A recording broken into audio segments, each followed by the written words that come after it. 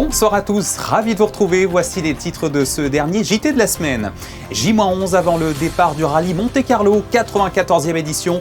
Nous avons assisté à la traditionnelle session de formation-extraction des sapeurs-pompiers ce matin. Immersion à suivre.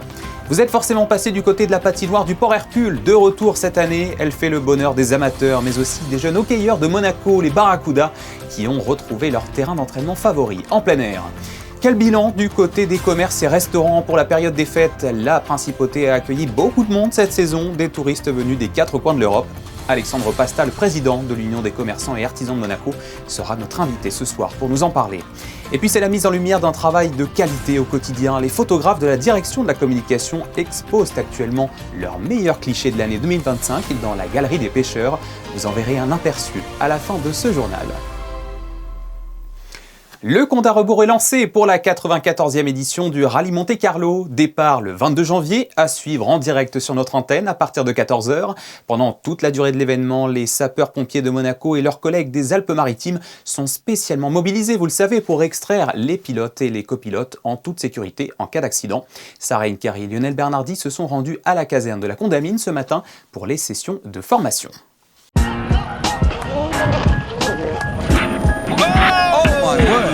À chaque rallye, son lot d'accidents. Mais attention, les plus impressionnants ne sont pas forcément les plus dangereux. Et dans la majorité des cas, les participants parviennent à s'extraire eux-mêmes du véhicule. Les soldats du feu doivent tout de même être prêts à tous les cas de figure. De manière générale, des pilotes. Après la partie théorique, l'exercice grandeur nature. Pour ce faire, le pilote de rallye Frédéric Cassiani a mis à disposition sa Skoda WRC2, une voiture aux 320 chevaux sous le capot engagée sur le rallye Monte-Carlo en 2022, conçue pour se démonter rapidement en cas d'urgence. En 2 secondes, on a pu enlever les portes. On enlève aussi le volant pour faciliter l'extraction du pilote. Les extincteurs, il y en a 2, il y a des extincteurs automatiques, des extincteurs manuels. Et après, voilà, il y a un gros arceau de sécurité. S'il n'y a pas un arrêt brutal net en latéral ou de face, on sort indemne. Et ensuite, on vient se positionner pour pratiquer l'extraction. Quand on est de ce côté-là. On a l'extraction d'urgence, qui est celle à pratiquer quand il y a feu ou un pilote qui est en arrêt cardiaque. Après, on a l'extraction semi-urgente, qui est sur décision du médecin. Celle-là, c'est une extraction qu'on va pratiquer pour pouvoir partir assez rapidement dans un endroit qui est à risque. Ce qu'on oublie comme paramètre, c'est qu'on peut être dans un fossé, au milieu de nulle part, en fait, puisque les spéciales, elles sont dans des endroits qui ne sont pas forcément très évidents. Et après, on a l'extraction différée qu'on appelle, dans ce cas-là où on peut arriver à désincarcérer le véhicule et rentrer un peu plus de personnes à l'intérieur pour pouvoir sortir dans un peu plus de temps. Dans l'extraction semi-urgente qui est le plus pratiquée sur demande du médecin, on a environ 5 minutes pour pouvoir sortir notre pilote ou notre copilote. Tour à tour, les sapeurs-pompiers de Monaco et leurs homologues du 06 se familiarisent avec les différentes manœuvres. Dans ces habitacles exigus, chaque mouvement compte. On apprend à travailler avec des arceaux, chose qu'on n'a pas l'habitude de faire sur des véhicules traditionnels. Et en plus de ça, on a des véhicules avec des sièges baquets, pareil, qui est beaucoup plus difficile pour nous, pour l'accessibilité, on va dire, pour nous pour intervenir.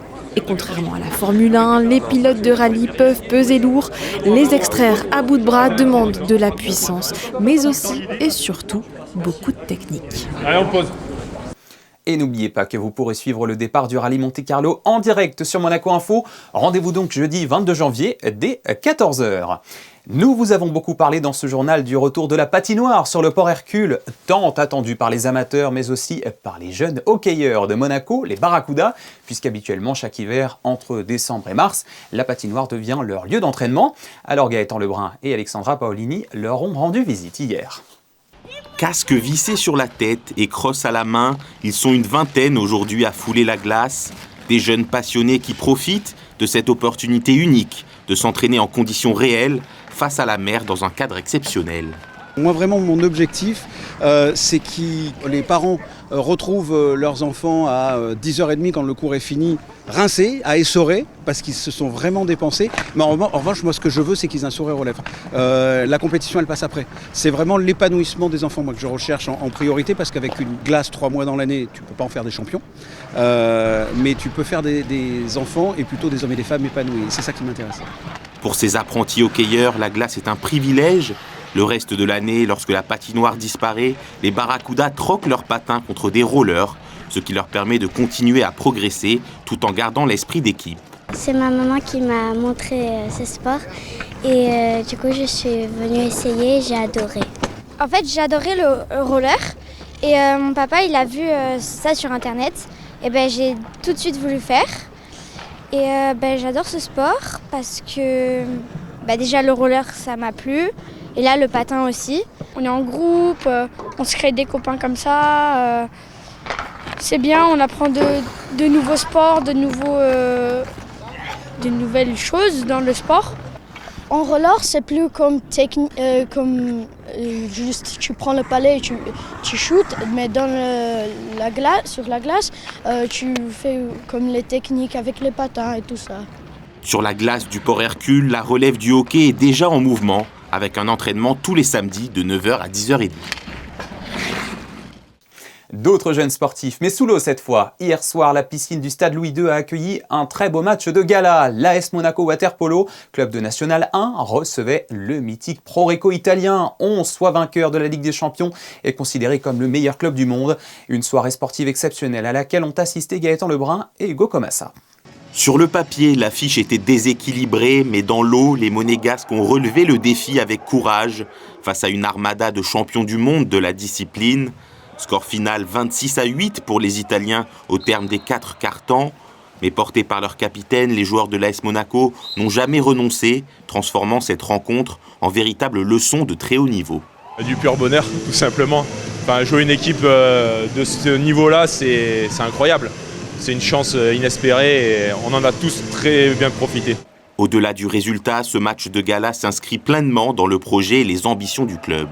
À chaque année, pour l'instant, on est en train de gravir une marche. On est monté N3, N2, N2, N1. N1, c'est la deuxième année. Là, on est actuellement premier. Donc, on essaye de faire les choses tranquillement, patiemment. On parle tous avec la direction, avec les entraîneurs. Donc, déjà, ça serait d'essayer de maintenant maintenir la première place qu'on a acquis jusqu'à la trêve hivernale. Donc, en étant premier, on peut accéder à la catégorie supérieure. Après, la catégorie supérieure demande encore plus d'efforts. Donc on verra la suite. Pour l'instant, on se concentre sur notre fin de saison, mais le club grandit, on est beaucoup soutenu par beaucoup de monde et on est très très fiers de ce qu'on fait et de pouvoir faire une petite parenthèse et jouer ce genre d'équipe. C'est un petit plus et ça récompense notre travail pour tout le monde. Si l'on dit souvent que l'on n'apprend jamais autant que dans la défaite et dans l'adversité, ce match face au meilleur club du monde en est plus que jamais la preuve. Les fêtes de fin d'année sont toujours très attendues par les commerces et les restaurateurs, car c'est évidemment le moment privilégié pour le partage et les dépenses avec les opulents repas successifs et les cadeaux de Noël. Alors cette année, quel bilan pour le commerce en principauté? Les clients ont-ils été au rendez-vous? Pour en parler, le président de l'Union des commerçants et artisans de Monaco, Alexandre Pasta, était notre invité cette semaine, interrogé par Patricia Navarro. Bonsoir Alexandre Pasta. Bonsoir. On vient de le voir dans ce reportage de Théo Schumer, il y a eu du passage, mais quel bilan tirez-vous de la période des fêtes pour les commerçants monégasques cette année? Est-ce que cette période a été à la hauteur des attentes? Écoutez, pour l'instant, c'est quand même un petit peu tôt encore de tirer vraiment un bilan à ce jour, mais au vu du monde qu'il y avait en principauté pendant ces fêtes, je crois et j'espère que ce sera excellent. Vous l'avez vu, dans les rues, il y avait beaucoup de monde, beaucoup de pays qui sont venus en principauté comme d'habitude, beaucoup d'Italiens, beaucoup d'autres pays qui viennent voir notre belle principauté pour ces fêtes. Écoutez, attendons un petit peu le bilan, mais je suis très optimiste. Alors c'est un petit peu prématuré pour dresser de grands bilans, mais avez-vous constaté des différences notables d'ores et déjà entre les secteurs prêt-à-porter, restauration, luxe, commerce de proximité ? Non, c'est difficile à dire. Vous savez, de toute façon, évidemment, la restauration, l'hôtellerie est toujours très demandée à cette période. Donc ça, évidemment, il y a eu beaucoup de monde là. Pour ce qui concerne le commerce de rue, on va appeler ça comme ça, il y a eu beaucoup de monde. En plus, il ne faut pas oublier, c'est la période des soldes qui a commencé le 2 janvier. Donc c'est vrai que ça fait un plus supplémentaire où des gens viennent en principauté d'abord pour passer les fêtes, deuxièmement pour se promener, pour voir toute notre belle principauté et aussi venir faire des achats intéressants dans le cadre des soldes de la principauté. Oui, alors on ne va pas différencier les clientèles, mais là on l'a dit, c'était une clientèle plutôt touristique. On a beaucoup entendu parler italien. Est-ce que c'est une clientèle qui consomme dans les commerces monégasques traditionnellement ? Alors oui, bien sûr, la clientèle italienne est évidemment toujours présente en principauté depuis maintenant des années. Ce sont des gens qui sont des amateurs de Monaco, ils aiment la principauté, ils viennent se balader et ils se promènent dans les magasins. Maintenant, je vous dis, on verra un petit peu ce qui va se passer un petit peu plus tard pour tirer un bilan, nationalité par nationalité, voir s'ils ont dépensé, mais je pense que oui, parce que ce sont des gens qui ont un caractère de toute façon positif, ils aiment acheter, ils aiment les belles choses, donc à Monaco, ils ont certainement trouvé ce qu'il fallait pour eux. Alors vous l'avez dit, hein, les soldes ont débuté vendredi dernier. Est-ce que le fait que cela intervienne en pleine période de fête et donc de passage, ça laisse augurer de meilleurs soldes que les autres années ? Alors, écoutez, oui, on va dire que c'est un plus. Il faut quand même admettre une chose, c'est que les soldes qui commencent un 2 janvier, c'est toujours un petit peu difficile pour le commerçant. Parce que c'est une période, en plus cette année, on a pu tous le remarquer, on a eu quand même un temps clément. Alors un 2 janvier, commencer des soldes, c'est pas facile pour le commerçant qui a encore beaucoup de marchandises, qui viennent à peine d'arriver de la marchandise d'hiver. Maintenant, écoutez, oui, ça fait un plus. Monaco commence une semaine avant nos voisins, les magasins ont de très beaux produits, les commerces sont très attractifs, on a des commerçants très professionnels, donc bien entendu ça fait un plus évident. Alors pendant de nombreuses années, on entendait dire les soldes, c'est le moyen idéal, pour ne pas dire indispensable, pour écouler les stocks. Est-ce que ce n'est pas aussi surtout un levier d'attractivité pour faire revenir les clients en boutique ? Écoutez, aujourd'hui, le souci que tout le monde dans le petit commerce de rue a, c'est évidemment les sites internet. Le combat est compliqué. En principauté, je crois que tous nos commerçants l'ont bien compris. C'est un pôle attractif indispensable. C'est-à-dire qu'il faut absolument développer un accueil professionnel, développer avec les vendeuses et les vendeurs dans les magasins une multilangue, parler plusieurs langues. Et tout ça, ça fait un plus par rapport à tous les sites internet qui sont, à mon avis, vraiment inhumains au niveau relations humaines, etc., pour tout ce qui est vente. Donc oui, on a vraiment un atout à Monaco de ce côté-là pour faire une attractivité supplémentaire. Et pour en revenir à la période des fêtes, les animations et décorations de Noël mises en place par la principauté ont-elles eu un impact mesurable sur la fréquentation des commerces ? Parce que nous avons notamment une place du casino qui fait le tour du monde à travers les réseaux sociaux, tant elle est belle. Évidemment, il faut vraiment souligner ici l'effort conjoint que fait la SBM, la Société des Bains de Mer, qui, on doit l'avouer, fait des efforts extraordinaires, c'est magnifique, mais pas que. Le gouvernement princier, on a pu le voir dans toutes les rues de Monaco, a fait aussi des efforts avec des illuminations. On a eu des animations avec le Père Noël dans les rues, on a eu des orchestres qui se sont promenés dans la rue. La mairie, bien entendu, avec le marché de Noël sur le port, c'est un énorme succès. Il ne faut pas oublier que le marché de Noël sur le port, mais quand les gens vont là, en même temps, obligatoirement, ils vont dans les rues parallèles, les rues à côté, et ils consomment, ils vont au restaurant. Donc c'est un pôle complet pour la principauté d'attractivité, et on en est très content. On va essayer de l'améliorer l'année prochaine encore. Et c'est fantastique.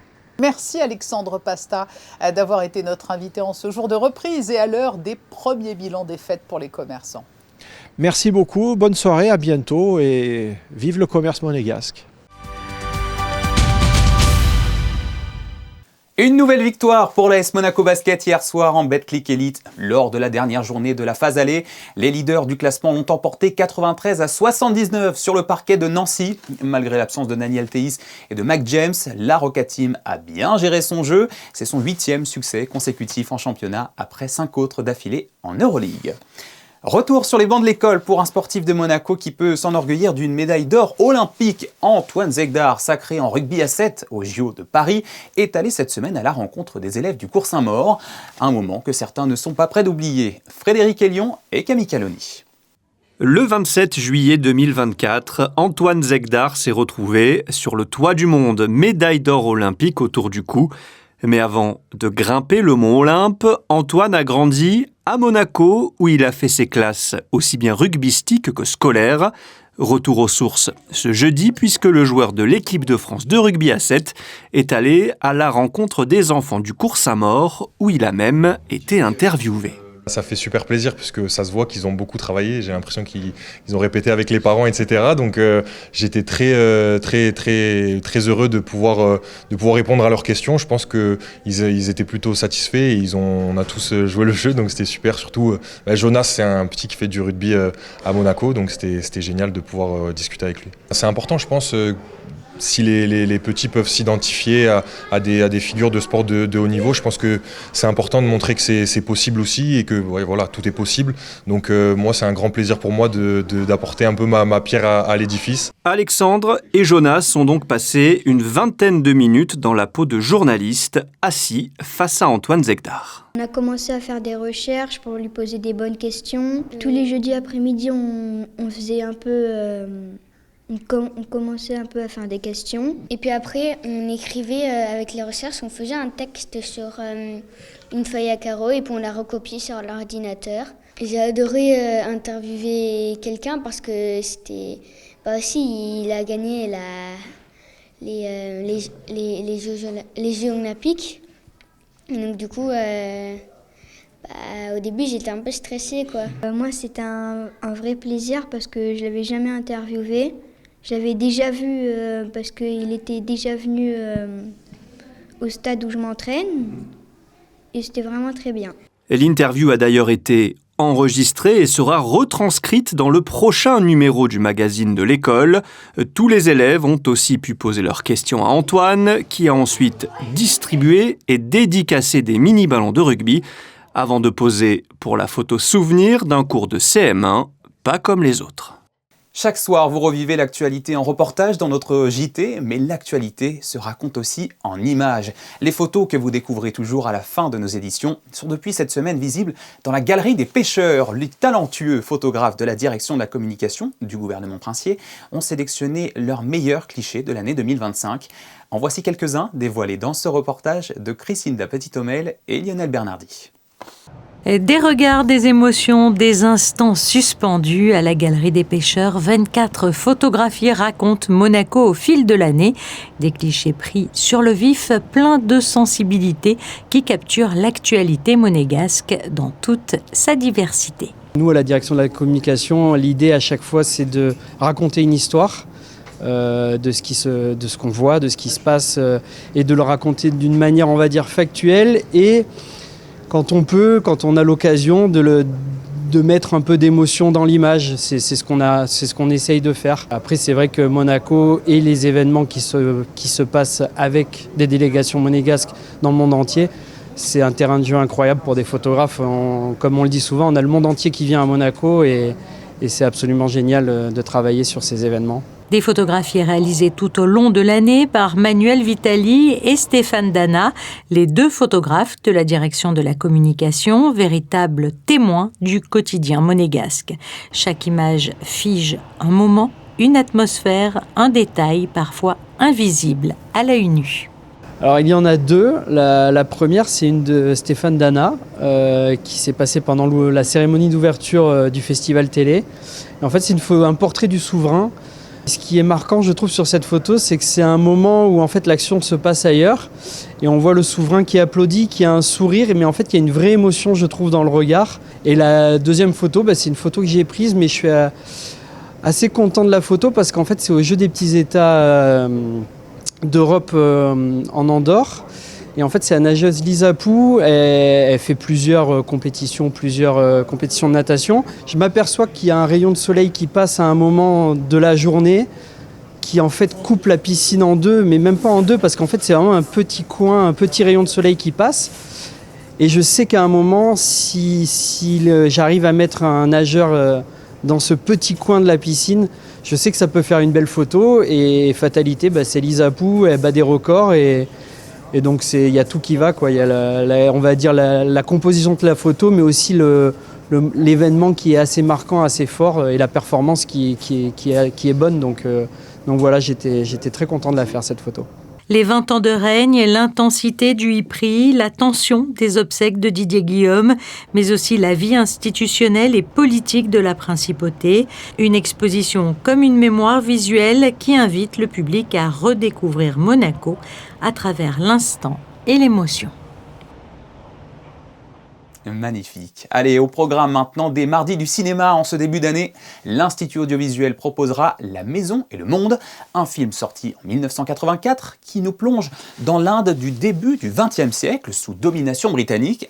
Pour explorer un peu plus cette œuvre qui sera projetée ce 13 janvier à 19h au Théâtre des Variétés, le directeur de l'Institut audiovisuel, Vincent Vatrican, a répondu aux questions de Fabien Bonilla. Vincent Vatrican, bonsoir. Bonsoir Fabien. Aujourd'hui, on part en Inde pour un film de 1984, La Maison et le Monde. Qu'est-ce que ce film ? Alors, c'est un film de Satyajit Ray, du grand cinéaste indien, bengali, Satyajit Ray, qu'il a réalisé 10 ans avant sa mort. Alors même que c'est un film auquel il pensait dès le début de sa carrière. Adaptation d'un roman de Rabindranath Tagore, du grand écrivain indien, prix Nobel de littérature, très proche de la famille Ray, mais pour X raisons, voilà, il ne l'a pas mis en œuvre et c'est à la toute fin de sa vie qu'il décide de le porter à l'écran et c'est un film qui est presque la quintessence de son cinéma et d'un cinéma voué à l'épure. Je vais m'expliquer. C'est un film dont l'action se déroule au début du XXe siècle, 1907 très précisément. L'administrateur anglais de cette colonie, qui était le Bengale, décide sa partition en deux, avec une partie territoire à dominante hindoue et de l'autre à dominante musulmane. Évidemment, ça va créer énormément de tensions. Donc, premier axe du film, un contexte politique, un contexte oui, c'est un film politique. Un contexte de crise. Là-dessus se greffe donc plus concrètement la rivalité de deux personnages. Un premier personnage qui s'appelle Sandip, qui est justement l'animateur de ce mouvement nationaliste, qui grosso modo soutient les paysans et les cultivateurs pour utiliser leurs propres ressources plutôt que l'importation de produits étrangers. Le deuxième, qui était son ami d'enfance, qui s'appelle Nikhil, je cherchais son nom, qui est lui un propriétaire terrien et qui lui, au contraire, symbolise plutôt une partie libérale de la population qui, au contraire, préfère continuer à faire du commerce avec les Anglais et tolère, comme faisant partie intégrante de la population, les musulmans. Donc, deuxième ressort du film, cette opposition entre ces deux positions. Et puis, troisième récit, un récit de femme. Pour qui connaît l'œuvre de Satyajit Ray, il n'y a pas un film sans personnage féminin fort. Bimala, qui est la femme du propriétaire terrien, mais qui est sensible aux arguments de Sandip et de la défense de la nation indienne. Oui, c'est une histoire d'amitié, c'est une histoire d'amitié, une histoire d'amour, une histoire politique aussi, tout ça. Oui, et puis pour revenir à Bimala, une histoire d'émancipation. Ouais. C'est ça, j'allais vous poser la question tout à l'heure. Le film raconte bien comment, à cette époque, les femmes étaient maintenues chez elles, et là, parce qu'il est libéral, son mari accepte à un moment qu'elle passe cette porte qui n'est pas que symbolique pour pouvoir aller dans le restant de la demeure et vers l'extérieur. D'où le titre d'ailleurs, La maison et le monde. Alors voilà, c'est tout l'enjeu du film. La maison, c'est presque le huis clos où va se dérouler quasiment intégralement le film. Et le monde, c'est-à-dire ce qui se passe à l'extérieur, la réalité politique humaine de l'Inde et même au-delà. Et c'est ce mouvement qui fait tout l'intérêt du film, parce que tout passe par la parole. Il faut aller le voir, ce film. C'est pour moi un des plus grands films de ce cinéaste. Voilà, il terminera par un film autrement plus politique, qui s'appelait Un ennemi du peuple, qui était aussi un grand film sur la parole. Mais celui-ci dégage une forme de sérénité qui fait que c'est un film quasiment universel. Allons voir donc La maison et le monde. Merci Vincent. Merci Fabien. আশা করি দাঙ্গা লাগে কি বলছো তুমি ঠাকুর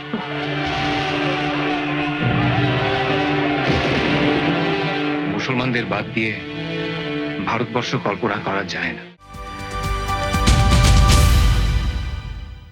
Et c'est ainsi que se referme ce dernier journal de la semaine. Merci à vous de l'avoir suivi et merci pour votre fidélité à notre antenne. Dans un instant, vous retrouverez Sarah Nkari pour vos prévisions météo. Demain, ne manquez pas le nouvel épisode du podcast. Geneviève Berthier recevra le directeur général adjoint de l'Institut océanographique de Monaco, Cyril Gomez. Et à 19h, Émilie Rousseau vous accueillera pour un nouveau JT. Je vous souhaite une très belle semaine à Monaco. À bientôt.